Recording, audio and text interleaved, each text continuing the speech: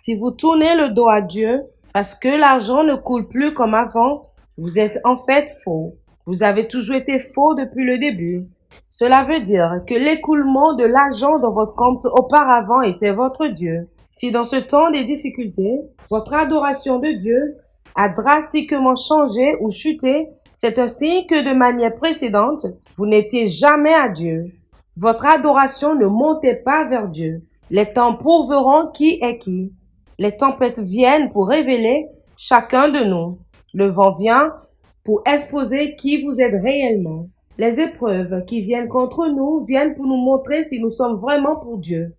La Bible dit que dans une grande maison, il y a un vase d'or, il y a un vase d'argent, et ces vases sont des vases d'honneur et d'autres d'un usage vil. La question est celle-ci. Est-ce que vous êtes une maison d'or? Est-ce que vous êtes une maison d'argent? Est-ce que vous êtes une maison en bois? Ou bien vous êtes une maison faite en terre? Dans le livre de Matthieu, nous voyons qu'il y a deux grandes maisons. La maison qui est bâtie sur le rocher et la maison qui est bâtie sur le sable. Et dans le livre de Timothée, simplifie maintenant ce genre de maison.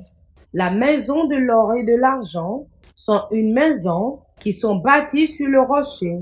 Et la maison de terre et de bois, ce sont des maisons qui sont bâties sur le sable.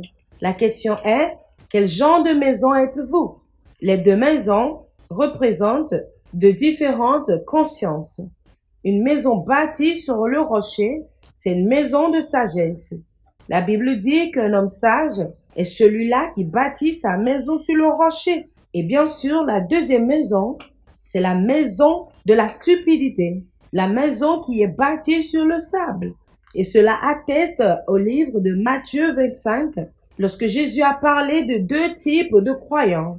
La Bible parle des 10 vierges, et si vous divisez les 10 vierges par 2, vous avez 5 vierges sages et 5 vierges insensées. La question est celle-ci. Qu'est-ce qui fait des 5 vierges insensées? C'est parce qu'elles ont bâti leur maison sur le sable.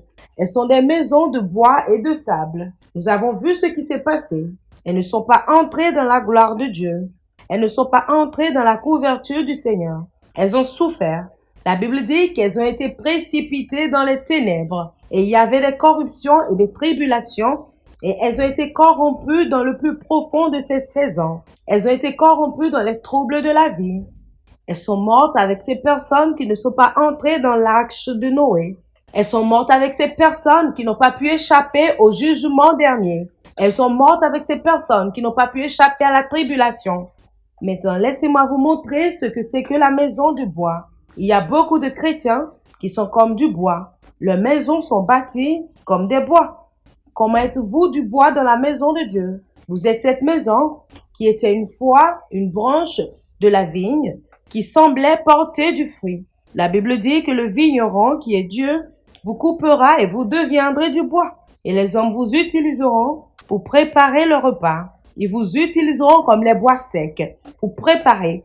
Ils vont vous foirer. Vous devenez un chrétien ridicule parce que vous êtes dans le monde, mais vous prétendez être du côté de Dieu. Alors, lorsque nos pratiques ne sont pas de Dieu, lorsque nous ne pratiquons pas la parole de Dieu, nous avons renié notre foi. Mais oui, vous pouvez prétendre que vous êtes né de nouveau, mais lorsque votre pratique n'est pas d'accord ou ne s'accorde pas avec votre foi, vous avez renié Christ. Vous l'avez renié. Et vous êtes cette maison qui est bâtie sur le sable, qui va bientôt s'effondrer. La Bible dit que la pluie est venue, le vent a soufflé et qui ont frappé cette maison et cette maison est tombée. Voilà ce que c'est. Alors nous avons vu qu'il y a 4 différentes formes de maisons.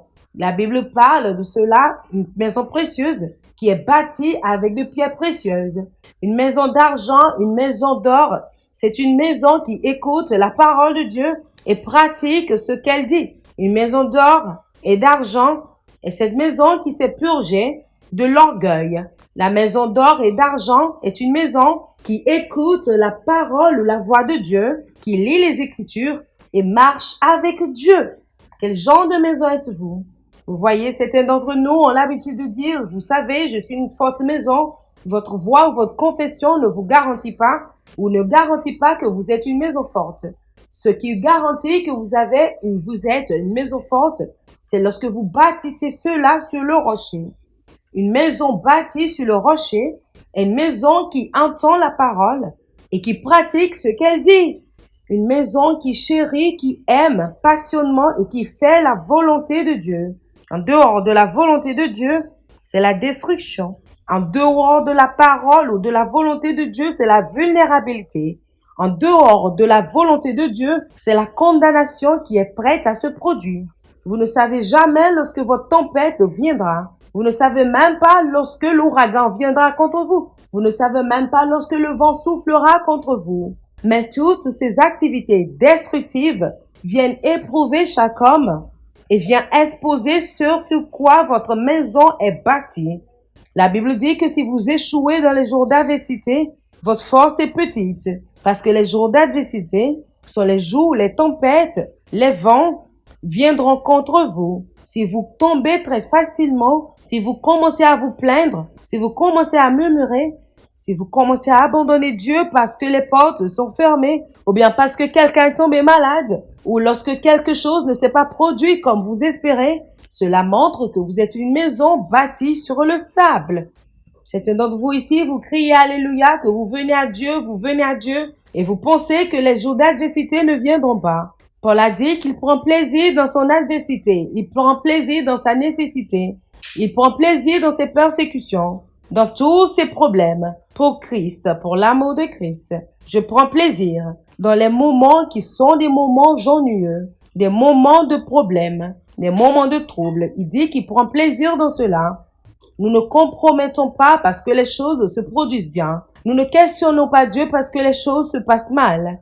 Nous devons nous lever au-delà des problèmes et des troubles de ce monde. Nous devons nous tenir fermes, peu importe les circonstances de cette vie. Faites-vous partie des vierges sages ou bien vous faites partie des insensés qui bâtissent leur maison sur les finances?